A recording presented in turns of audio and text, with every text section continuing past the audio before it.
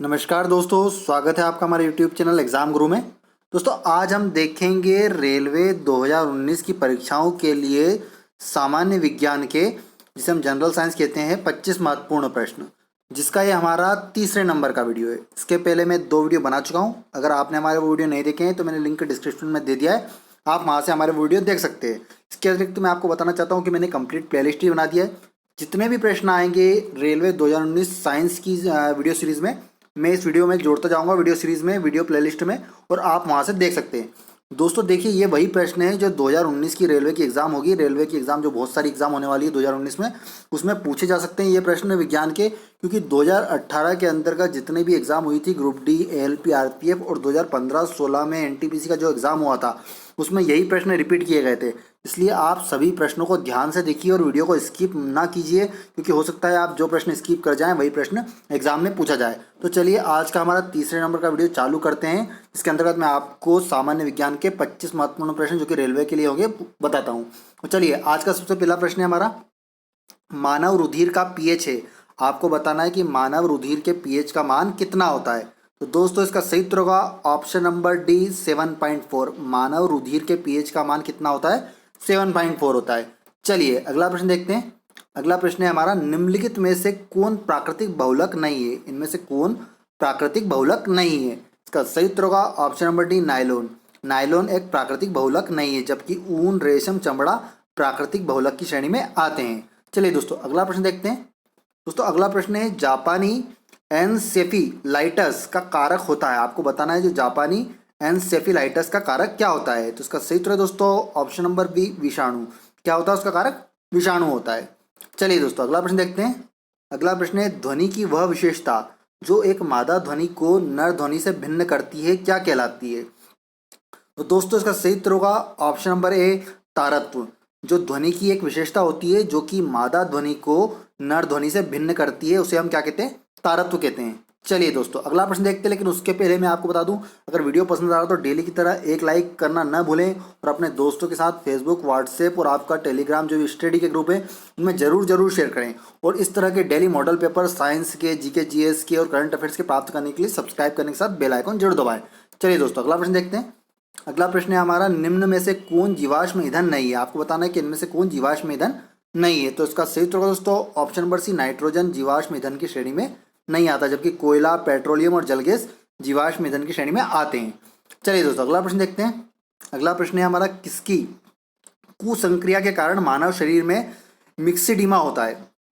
आपको बताना है कि किसकी कुसंक्रिया के कारण मानव शरीर में मिक्सिडीमा होता है। इसका सही उत्तर है ऑप्शन नंबर डी, औटुगंथ्री। किसके कारण होता है? औटुगंथ्री के कारण होता है। चलिए दोस्तों अगला प्रश्न देखते हैं। अगला प्रश्न है हमारा, किसी तुल्यकारी उपग्रह की पृथ्वी की सतह से ऊंचाई लगभग कितनी होती है? आपको बताना है कि किसी उपग्रह की पृथ्वी की सतह से ऊंचाई लगभग कितनी होती है। इसका सही उत्तर है दोस्तों ऑप्शन नंबर ए, 36,000 किलोमीटर। कितनी ऊंचाई पर होता है? 36,000 किलोमीटर की ऊंचाई पर होता है। चलिए अगला प्रश्न देखते हैं। आदर्श गैस की ऊर्जा निर्भर करती है। आपको बताना है कि आदर्श गैस की ऊर्जा इनमें से किस पर निर्भर करती है। इसका सही उत्तर होगा दोस्तों ऑप्शन नंबर डी, मोल की संख्या पर। किस पर निर्भर करती है? उसके मोल की संख्या पर निर्भर करती है। चलिए अगला प्रश्न देखते हैं। अगला प्रश्न है, एक गिलास पानी पीने से कितनी कैलोरी मिलती है? आपको बताना है कि जो एक गिलास पानी होता है उसको पीने से कितनी कैलोरी मिलती है। तो दोस्तों इसका सही उत्तर होगा ऑप्शन नंबर ए, 0। कितनी कैलोरी मिलती है? 0, कुछ नहीं मिलती है। एक गिलास पानी पीने से कोई कुछ भी कैलोरी नहीं मिलती है। चलिए अगला प्रश्न देखते हैं। अगला प्रश्न है, धातुएं सुचालक होती है क्योंकि? आपको बताना है कि धातुएं सुचालक क्यों होती है? क्योंकि उनमें मुक्त इलेक्ट्रॉन होते हैं। इसका मेन कारण क्या होता है? धातुओं के सुचालक होने का मेन कारण क्योंकि उनमें मुक्त इलेक्ट्रॉन होते हैं। चलिए अगला प्रश्न देखते हैं। निम्नलिखित में से कौन सा सौर ऊर्जा का स्रोत है? आपको बताना है कि इनमें से कौन सा सौर ऊर्जा का स्रोत है। इसका सही उत्तर है दोस्तों नाभिकीय संलयन। देखिए सौर ऊर्जा का मुख्य स्रोत क्या होता है? नाभिकीय संलयन होता है। उसके अंतर्गत कौन सी क्रिया होती है? नाभिकीय संलयन की क्रिया। तो इसका सही उत्तर होगा ऑप्शन नंबर बी। चलिए अगला प्रश्न देखते हैं। अगला प्रश्न है हमारा, तंतु प्रकाशिक संचार में संकेत किस रूप में प्रभावित होता है? आपको बताना है कि जो तंतु प्रकाशिक संचार होता है उसमें संकेत किस रूप में प्रभावित होते हैं। तो उसका सही उत्तर दोस्तों ऑप्शन नंबर ए, प्रकाश तरंग। किस रूप में प्रभावित होते हैं? प्रकाश तरंग के रूप में। चलिए अगला प्रश्न देखते हैं। अगला प्रश्न है, शहद का प्रमुख घटक है। आपको बताना है कि इनमें से शहद का प्रमुख घटक कौन सा है। इसका सही उत्तर होगा दोस्तों पेक्ट्रोस। पेक्ट्रोस शहद का प्रमुख घटक होता है। चलिए अगला प्रश्न देखते हैं। ऑर्निथोलॉजी किससे संबंधित है? आपको बताना है जो ऑर्निथोलॉजी होता है वो किससे संबंधित होता है। इसका सही उत्तर होगा दोस्तों ऑप्शन नंबर ए, पक्षियों से। किससे संबंधित होता है? ऑर्निथोलॉजी पक्षियों से संबंधित होता है। चलिए अगला प्रश्न देखते हैं। अगला प्रश्न है, हमारी छोड़ी हुई सांस की हवा में CO2 की मात्रा लगभग कितनी होती है? आपको बताना है कि जो हम सांस छोड़ते हैं उसमें CO2 कितने % होती है। तो इसका सही उत्तर होगा दोस्तों ऑप्शन नंबर ए, 4%। कितने % होती है? 4% होती है। चलिए अगला प्रश्न देखते हैं। कोणीय संवेग इसके बराबर होता है। आपको बताना है कि कोणीय संवेग किसके बराबर होता है। तो दोस्तों कोणीय संवेग का फार्मूला याद रखिए, जड़त्व आघूर्ण इंटू कोणीय वेग इक्वल टू हो जाता है कोणीय संवेग। तो इसका सही उत्तर होगा ऑप्शन नंबर ए, जड़त्व आघूर्ण इंटू कोणीय वेग। चलिए अगला प्रश्न देखते हैं। निम्नलिखित द्रवों में से कौन सा ऊष्मा का बहुत अच्छा चालक है? आपको बताना है कि इनमें से कौन सा द्रव ऊष्मा का बहुत अच्छा चालक है। इसका सही उत्तर है दोस्तों ऑप्शन नंबर ए, पारा। पारा जो होता है वो ऊष्मा का बहुत अच्छा चालक होता है। चलिए दोस्तों अगला प्रश्न देखते हैं। अगला प्रश्न है, रक्त का पीएच मान कितना होता है? आपको बताना है कि जो रक्त का पीएच मान कितना होता है। तो इसका सही उत्तर होगा दोस्तों ऑप्शन नंबर सी, 7.4। मैंने अभी आपको बताया, ये क्वेश्चन फिर से रिपीट हो गया है, बहुत रिपीट किया जाता है। ये पहले भी बता चुका हूँ ये वाला प्रश्न कि रक्त का पीएच मान कितना होता है, 7.4 होता है। चलिए अगला प्रश्न देखते हैं। अगला प्रश्न है हमारा, लार में कौन सा एंजाइम पाया जाता है? आपको बताना है कि लार में इनमें से कौन सा एंजाइम पाया जाता है। इसका सही उत्तर होगा दोस्तों ऑप्शन नंबर बी, टाइलिन। कौन सा एंजाइम पाया जाता है? टाइलिन पाया जाता है। चलिए अगला प्रश्न देखते हैं। फूड प्रोसेसिंग हेतु प्रयुक्त होता है, इनमें से फूड प्रोसेसिंग हेतु किसका प्रयोग किया जाता है? इसका सही उत्तर होगा दोस्तों ऑप्शन नंबर डी, बेंजोइक अम्ल। फूड प्रोसेसिंग हेतु बेंजोइक अम्ल का प्रयोग किया जाता है। चलिए अगला प्रश्न देखते हैं। कौन सा विटामिन प्रतिरक्षा प्रदान करता है? इनमें से कौन सा विटामिन प्रतिरक्षा प्रदान करता है? इसका सही उत्तर है option number A, vitamin A. Vitamin A प्रतिरक्षा हमको प्रदान करता है। चलिए अगला प्रश्न देखते हैं।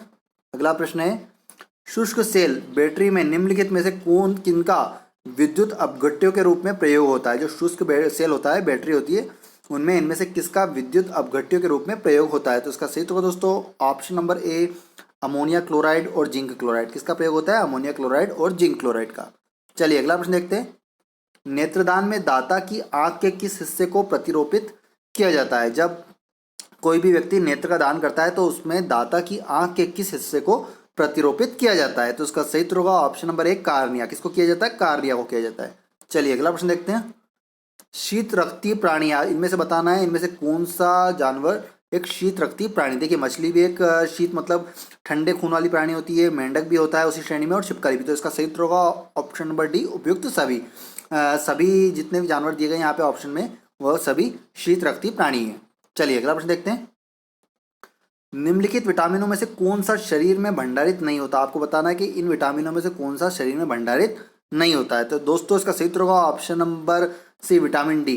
जो विटामिन डी होता है उसका शरीर में कोई भंडारण नहीं होता, जबकि ए, सी और ई होते हैं उनका शरीर में भंडारण होता है। तो यहाँ पर पूछा गया था कौन सा विटामिन का शरीर में भंडारण नहीं होता, तो इसका सही उत्तर होगा option number C, vitamin D.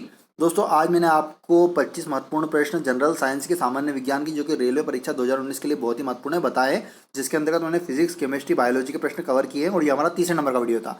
अगर आप इस प्रकार की वीडियो डेली प्राप्त करना चाहते हैं तो चैनल को सब्सक्राइब करने के साथ बेल आइकन दबाना बिल्कुल भी ना भूलें। इसके अतिरिक्त मैं आपको बता देता हूँ, जनरल साइंस की क्लास के अलावा करंट अफेयर्स का भी शो चल रहा है, रेलवे करंट अफेयर्स का, और जीके जीएस के मॉडल पेपर डेली आए रहे। तो आपको अगर डेली सभी वीडियो प्राप्त करना चाहते हैं तो सब्सक्राइब करने के साथ बेल आइकन दबाना बिल्कुल भी नहीं भूलें। धन्यवाद। जय हिंद, जय भारत।